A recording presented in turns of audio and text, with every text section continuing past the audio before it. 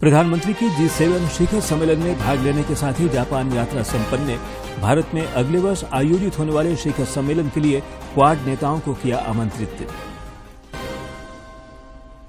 सिमडेगा में नेहरू युवा केंद्र के कार्यक्रम में शामिल हुए केंद्रीय मंत्री अर्जुन मुंडा युवाओं को राष्ट्र निर्माण के लिए किया प्रेरित।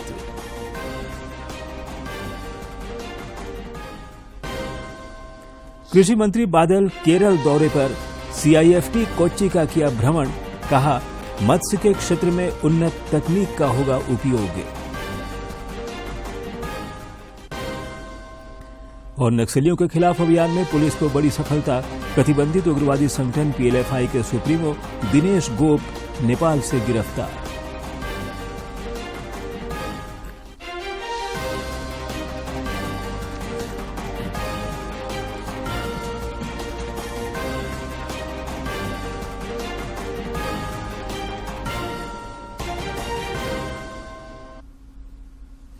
नमस्कार, खबरें झारखंड में आपका स्वागत है। मैं हूं ज्ञानेश्वर प्रसाद श्रीवास्तव और अब समाचार विस्तार से। प्रधानमंत्री नरेंद्र मोदी की G7 शिखर सम्मेलन में भाग लेने के साथ ही जापान यात्रा संपन्न हो गई। इसके साथ ही उनके 3 देशों की यात्रा का दूसरा चरण शुरू हो गया है। इससे पहले प्रधानमंत्री ने आज सुबह हिरोशिमा में ब्रिटिश प्रधानमंत्री ऋषि सुनक के साथ द्विपक्षीय मुद्दों पर बातचीत की। दोनों नेताओं ने भारत और ब्रिटेन के बीच सामरिक साझेदारी और मुक्त व्यापार समझौता वार्ता में हुई प्रगति की समीक्षा की। दोनों नेता व्यापार, निवेश, विज्ञान, प्रौद्योगिकी और उच्च शिक्षा समेत विभिन्न क्षेत्रों में सहयोग बढ़ाने पर सहमत हुए। प्रधानमंत्री ने इस दौरान क्वाड नेताओं को भारत में अगले साल होने वाले शिखर सम्मेलन के लिए आमंत्रित भी किया।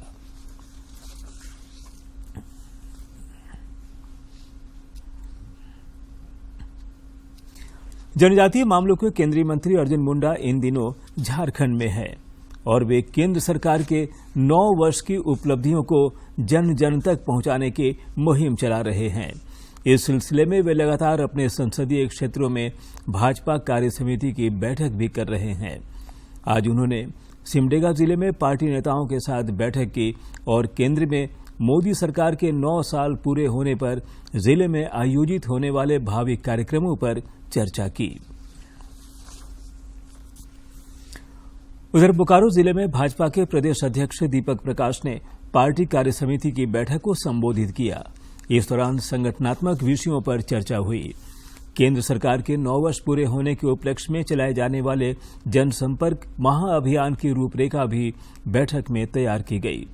बैठक में अन्य लोगों के अलावा धनबाद के सांसद पशुपतिनाथ सिंह, SC मोर्चा के प्रदेश अध्यक्ष सह चंदन कियारी के विधायक अमर बावरी और पूर्व सांसद रविंद्र कुमार पांडे उपस्थित रहे।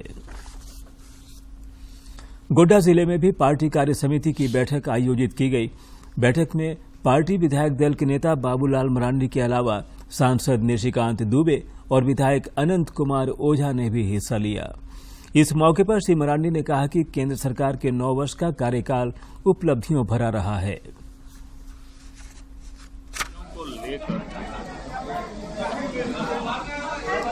सभी वर्ग मैंने पूरे देशवासियों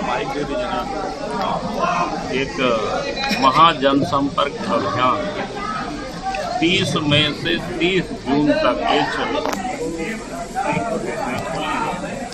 और ताकि कोई भी देश में लोग छूटे नहीं, जिनसे पार्टी के कार्यकर्ता संपर्क नहीं था। झामुमो विधायक लोबिन हेम्ब्रम ने एक बार फिर अपनी ही सरकार के कामकाज की आलोचना की है। पाकुड़ जिले के गोकुलपुर राजबाड़ी में आयोजित झारखंड बचाओ मोर्चा की बैठक में उन्होंने कहा कि राज्य में CNT और SPT एक्ट के रहते हुए भी आदिवासियों की जमीन लूटी जा रही है। उन्होंने आरोप लगाया कि नन सेलेबल भूमि का हस्तांतरण किया जा रहा है क्योंकि राज्य की हेमंत सरकार पेसा कानून लागू करने में विफल रही है।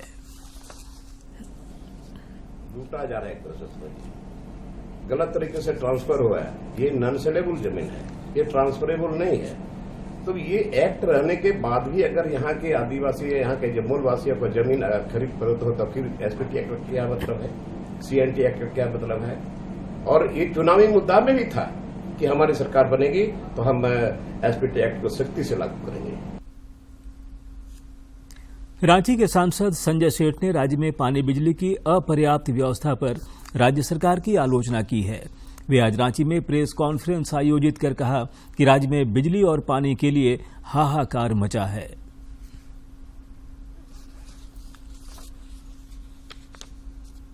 पानी और बिजली के सवाल पर राज्य सरकार पर हमला बोलते हुए रांची के सांसद संजय सेठ ने कहा कि जो सरकार जनता की बुनियादी जरूरतों को भी पूरा नहीं कर पाए उसे सत्ता में बने रहने का कोई अधिकार नहीं है।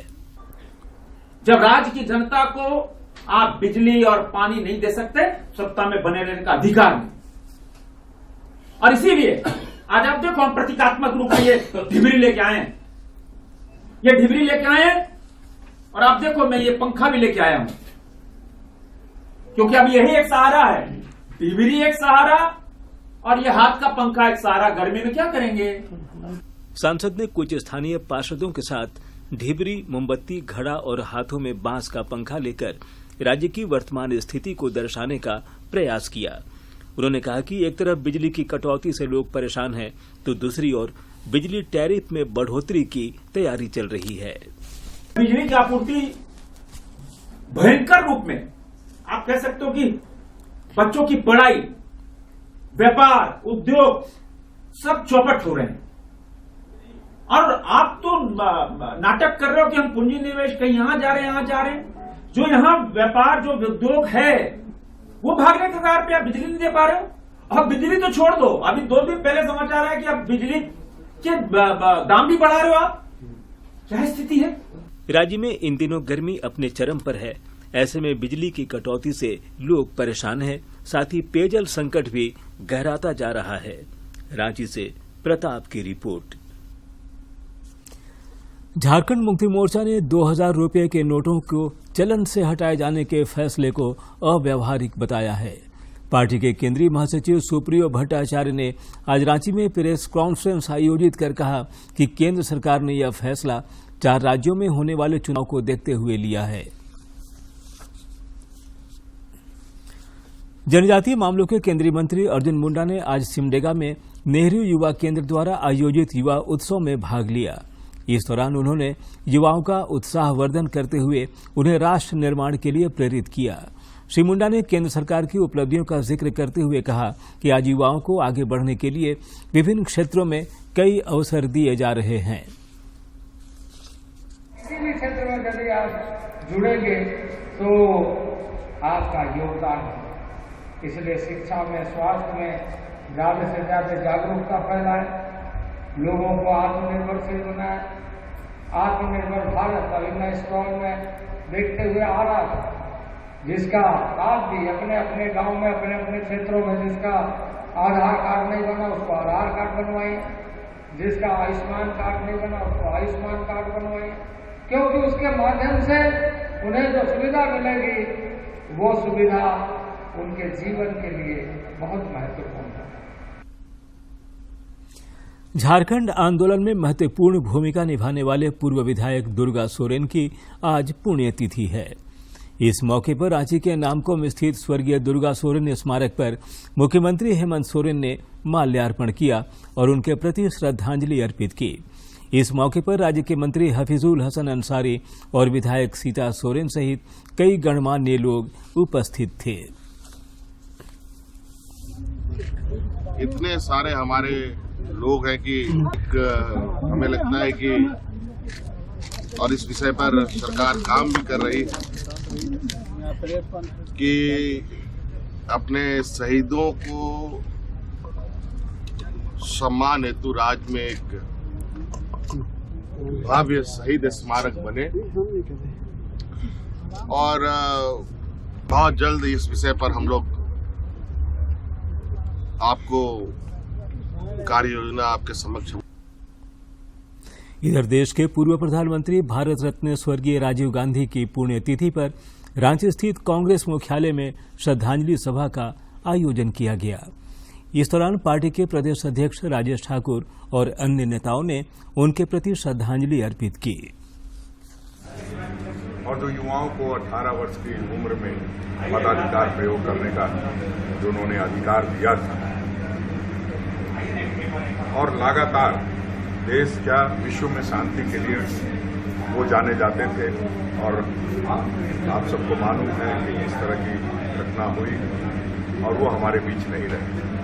निश्चित रूप से आज हम ये कह सकते हैं कि वो चुप रह करके बहुत काम करते थे और साइंस एंड टेक्नोलॉजी का जो क्षेत्र था जिस वजह से आज अभी आप बाइट ले रहे हैं और 15 मिनट के अंदर देश और दुनिया में दिखाई देने लग जाएगा।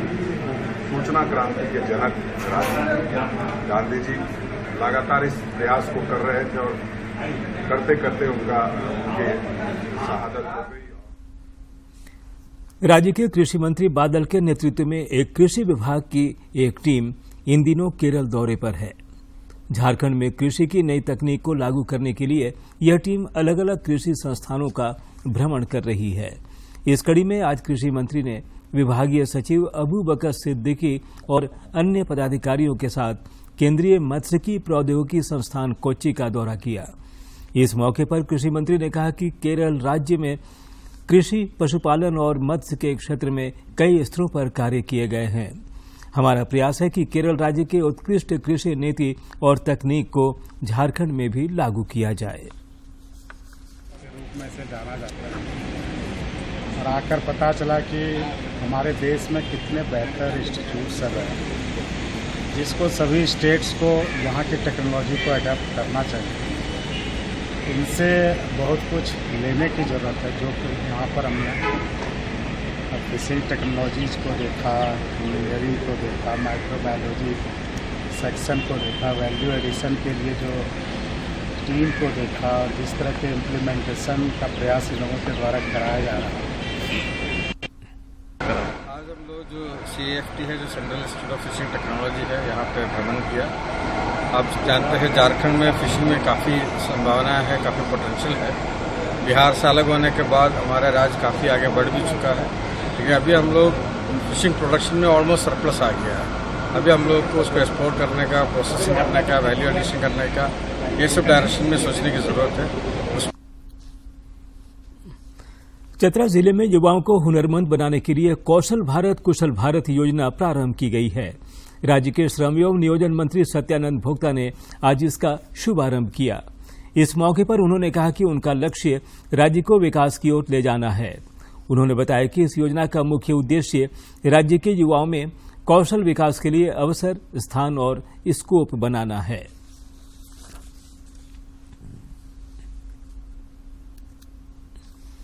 स्टेट बैंक ऑफ इंडिया ने स्पष्ट किया है कि एक समय में 20,000 रुपये की सीमा तक के 2,000 रुपये मूल्य वर्ग के नोटों के विनिमय की सुविधा बिना किसी पर्ची के दी जाएगी।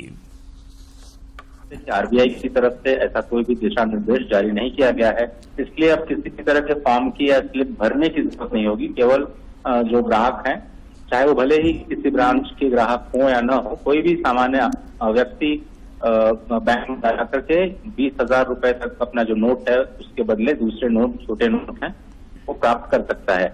ये समझना जरूरी है कि बैंक में 2,000 रुपए के नोट जमा करने पर कोई पाबंदी नहीं है। आपके पास कितनी राशि घर में, तो आप जा करके बैंकों में जमा कर सकते हैं। लेकिन अगर आपको एक्सचेंज कराना है, 2,000 रुपए के बदले अगर आपको छोटे नोट चाहिए, तो उसकी सीमा केवल 20,000 रुपए रखी गई है। ऐसा इसलिए क्योंकि जो सिस्टम में जितनी लिक्विडिटी होती है, 500 रुपए के नोट, 100 रुपए के नोट, 200 रुपए के नोट, उनकी संख्या सीमित होती है किसी भी ब्रांच में। तो अगर इस पर लिमिट नहीं लगाई जाएगी तो बहुत सारे लोग इसमें एक्सचेंज करने का प्रयास कर सकते हैं, जिससे लिक्विडिटी जो है उसमें डिसबैलेंस पैदा हो सकता है। NIA और झारखंड पुलिस के संयुक्त दल ने नक्सली संगठन People's Liberation Front of India के सरगना दिनेश गोप को नेपाल से गिरफ्तार किया। झारखंड पुलिस ने दिनेश गोप पर 25 लाख रुपये जबकि NIA ने 5 लाख रुपये का इनाम घोषित किया था। और अब कुछ खबर राज्य के विभिन्न जिलों से।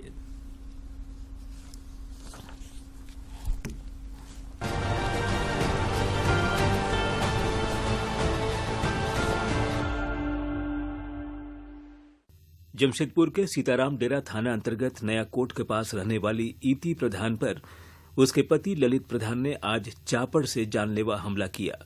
हालांकि इस घटना में इति को चोट नहीं लगी, पर मौके से गुजर रहे जसपाल सिंह कोहली घायल हो गया। सूचना पाकर पुलिस मौके पर पहुंची और घायल को इलाज के लिए एमजीएम अस्पताल पहुंचाया गया।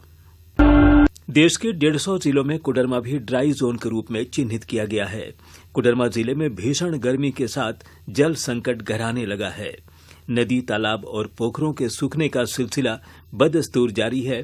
कोडरमा उपायुक्त आदित्य रंजन ने बताया कि जल संकट से निपटने के लिए जल संरक्षण के तमाम उपाय किए जा रहे हैं।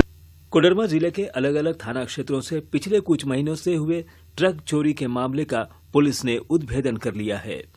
मामले में बिहार के नालंदा के रहने वाले अंतर्राज्यीय गिरोह के एक सदस्य टुनटुन चौधरी को गिरफ्तार कर लिया है।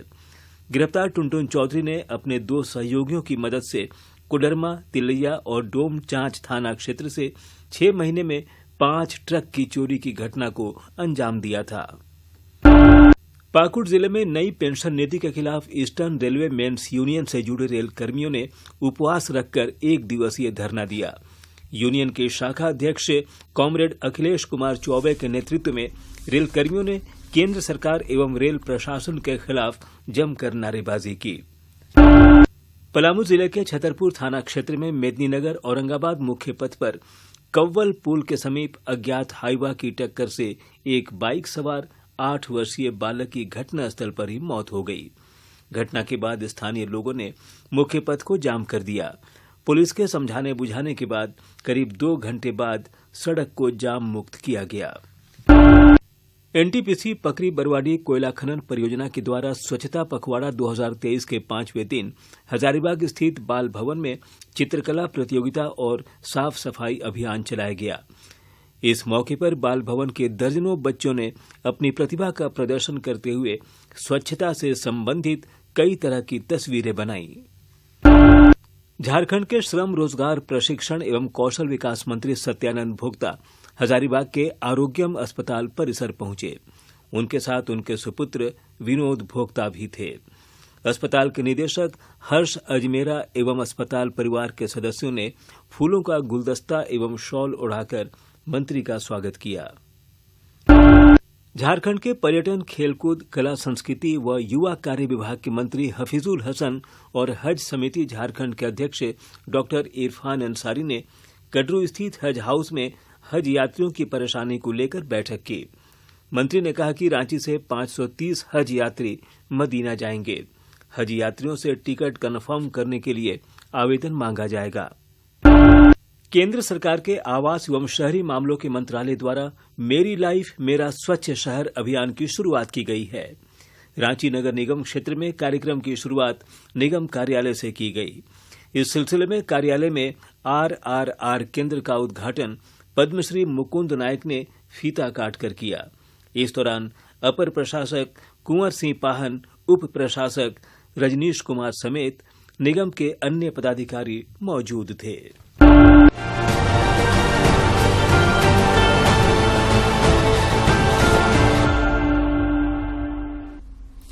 लोहरदगा जिला विधिक सेवा प्राधिकार द्वारा आज मंडल कारा में जेल अदालत सह विधिक जागरूकता शिविर का आयोजन किया गया। इस दौरान बंदियों की विभिन्न समस्याओं को सुना गया और उनके निराकरण के उपाय बताए गए।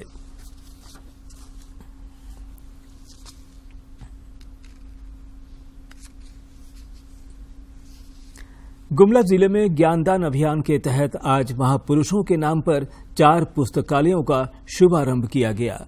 जिला मुख्यालय स्थित बिरसा मुंडा पुस्तकालय का शुभारंभ करते हुए अपर समाहर्ता सुधीर कुमार गुप्ता ने कहा कि आने वाले दिनों में अन्य प्रखंडों में भी महापुरुषों के नाम पर पुस्तकालय की स्थापना की जाएगी।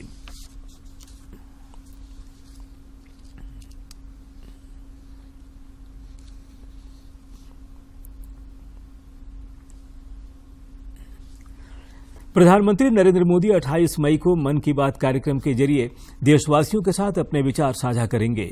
प्रधानमंत्री ने इस कार्यक्रम के लिए लोगों से अपने सुझाव देने का आग्रह किया है। सुझाव को टोल फ्री नंबर 1800117800 पर मिस कॉल देकर रिकॉर्ड कराया जा सकता है। माईगॉव फोरम या नमो ऐप पर भी लोग अपने सुझाव दे सकते हैं। मन की बात है जन जन की, संघर्षों के कुछ किस्से, कहानी कुछ सफलताओं की, अनकही विरासत की, उम्मीदें नए भारत की। महीने के आखिरी रविवार का रहता है इंतजार। ब्रह्मपुत्र के घाट से हिमालय के विस्तार तक होती है मन की बात प्रधानमंत्री के साथ। तो सुनिए इस महीने 28 मई सुबह 11 बजे मन की बात आकाशवाणी और दूरदर्शन के सभी चैनलों पर। मन की बात के प्रादेशिक भाषाओं में अनुवाद का पुनः प्रसारण आप सुन सकते हैं रात 8 बजे आकाशवाणी और दूरदर्शन के सभी प्रादेशिक चैनलों पर। तो याद रखें, रविवार 28 मई सुबह 11 बजे मन की बात। आकांक्षी जिला गुमला में निचले पायदान में जीवन बसर करने वाले परिवारों के बेहतर जीवन स्तर के लिए यूं तो कई योजनाएं चल रही हैं, लेकिन उपायुक्त की नई सोच ने तूरी समाज के अरमानों को भी पंख लगा दिए हैं। प्रशिक्षण पाकर इस समाज के लोग अपनी कला को बचाने के साथ ही व्यवसाय के जरिए आत्मनिर्भर बन रहे हैं।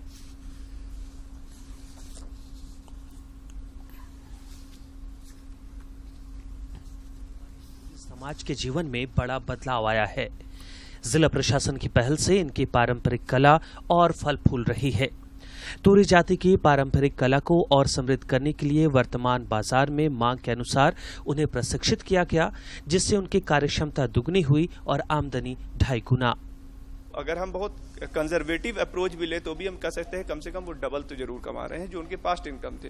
तो उनके हिसाब से उनके प्लान को सरकार या हम लोग कहते हैं जनता की फंड से हम लोग अगर उनका विकास करते हैं तो उनके भी जुड़ाव होने से हमें लगता है कि प्रोजेक्ट ज़्यादा जल्दी ज़्यादा अच्छे और बेटर विजिबल इम्पैक्ट हम देख पाते हैं। घाघरा प्रखंड नेतरहाट के पठारी क्षेत्र में पड़ता है और यहाँ के जंगल में बहुतायत मात्रा में बांस पाए जाते हैं। तूरी समुदाय के लोगों की ट्रेनिंग के लिए जिला प्रशासन की ओर से सुदूर ग्रामीण क्षेत्र सरांगो और विमरला में 2 क्लस्टर केंद्र बनाए गए हैं, जहां ये अपना व्यवसाय कर अपने जीवन स्तर को ऊंचा उठा रहे हैं। अब बांस कारीगर हमारे यहाँ बहुत थे जो धीरे धीरे उनकी कमाई भी कम थी, उनको लुप्त होने की परिस्थिति में थे। तो हम लोगों ने उनको भी मैपिंग करके उनके लिए भी क्लस्टर्स में उनको डिवाइड करके क्लस्टर डेवलपमेंट सेंटर बना के उनको फैसिलिटीज उनको टूल किट देकर आज उनकी जो सैलरी 8 से 10 हजार उनकी मुँह जबानी में बता दूं वो अब 20 से 25 हजार कमा रहे हैं। घाघरा प्रखंड के सरांगो क्लस्टर केंद्र में काम करने वाले तूरी समुदाय के लोगों का कहना है कि ट्रेनिंग और काम करने के लिए जिला प्रशासन की ओर से दिए गए किट से काफी फायदा हुआ है। भवन बन जाने से अब बरसात के दिनों में भी काम बंद नहीं होता। हमें सूप बनाइला, दौरा बनाइला, टोकिया बनाइल, नचुआ बनाइल, चंगरी बनाइल और पेटी बनाइल। और ट्रेनिंग के दरमियान हम लोग आधुनिक तौर तरीका से होने वाला बहुत तरह का हम लोग ट्रेनिंग में सीखे सामान बनाने के लिए। और पहले हम लोग बहुत कम ही सही सामान नहीं बना पाते थे और जो पूर्वज लोग बनाते थे उसी में हम लोग रह जाते थे। और अभी हम लोग ट्रेनिंग के दरमियान हम लोग को बहुत तरह का हम लोग को अच्छा सामान हम लोग को बनाने के लिए सिखाया गया। गेला की सेंटर तो बढ़िया लागेल, काम भी करेले और लाइट बाती पंखा सब लाइट गेला तो बरसात में भी दिक्कत नहीं होगी, काम करेले और अब धूपो दिन में दिक्कत न के काम करेले। निका हथौड़ा प्लास टेप सप्लेट। प्रकृति के साथ पारंपरिक कला और प्रशासन की पहल ने तूरी समाज की जिंदगी बदल दी है। जरूरत है कि ऐसे ही दूरदर्शी सोच से उपलब्ध संसाधनों का सदुपयोग कर लोगों के जीवन में बदलाव लाया जाए। गुमला से बलदेव प्रसाद शर्मा की रिपोर्ट। भीषण गर्मी में केंद्र सरकार की महत्वाकांक्षी नल जल योजना हजारों लोगों को राहत प्रदान कर रही है। रामगढ़ जिले के पतरातू प्रखंड में 15 गांवों की करीब 20,000 आबादी को इस योजना से आच्छादित किया गया है। इसकी सराहना एक ट्वीट के जरिए प्रधानमंत्री नरेंद्र मोदी भी कर चुके हैं।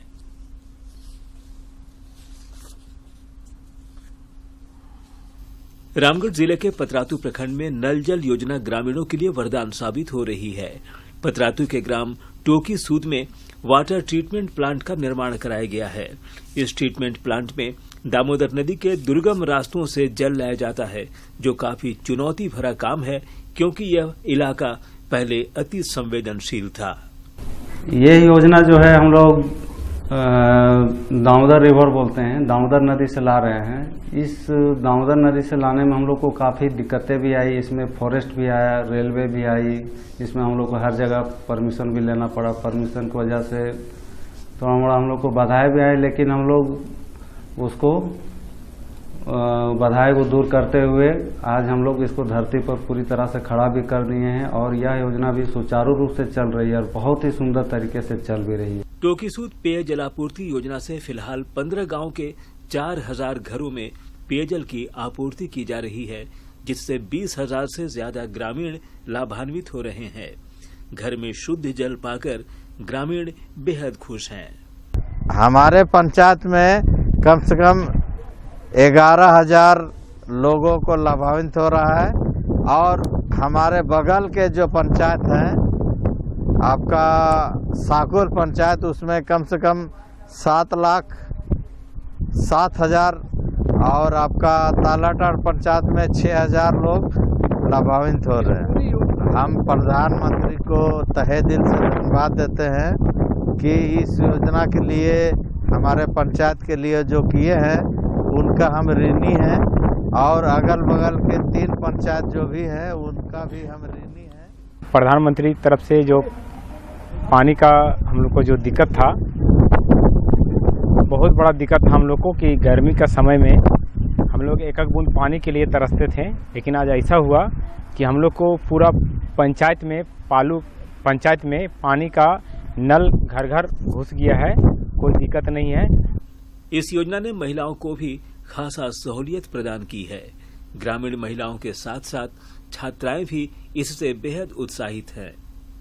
बहुत दिक्कत पानी खमिन के हला, बढ़िया ठीक आ रहे है पानी।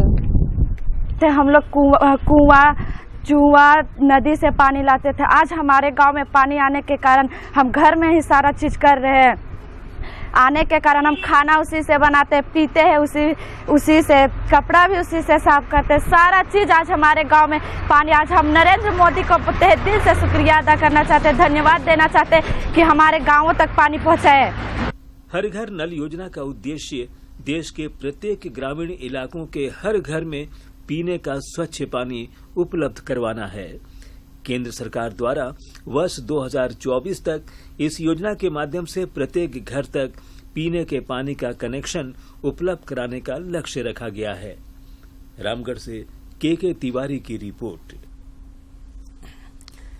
भारतीय मौसम विभाग ने अगले 2-3 दिनों के दौरान देश के उत्तर पश्चिमी और झारखंड समेत मध्य पूर्व इलाकों में लू चलने का पूर्वानुमान व्यक्त किया है। लू चलने का अनुमान व्यक्त किया है। उत्तर पश्चिम भारत में अगले 3 दिन के दौरान अधिकतम तापमान में 2 से 4 डिग्री सेल्सियस की वृद्धि होने की संभावना है। मौसम विभाग ने कहा है कि उत्तर प्रदेश, गांगेय, पश्चिम बंगाल, झारखंड, हरियाणा, राजस्थान, छत्तीसगढ़ और मध्य प्रदेश में अलग अलग इलाकों में लू चलने की स्थिति बन सकती है। विभाग ने कहा कि हवा में नमी और उच्च तापमान के कारण ओडिशा, कोंकण क्षेत्र, आंध्र प्रदेश, तमिलनाडु और केरल में भी गर्मी की संभावना है। और अब अंत में मुख्य समाचार एक बार फिर। प्रधानमंत्री की G7 शिखर सम्मेलन में भाग लेने के साथ ही जापान यात्रा संपन्न।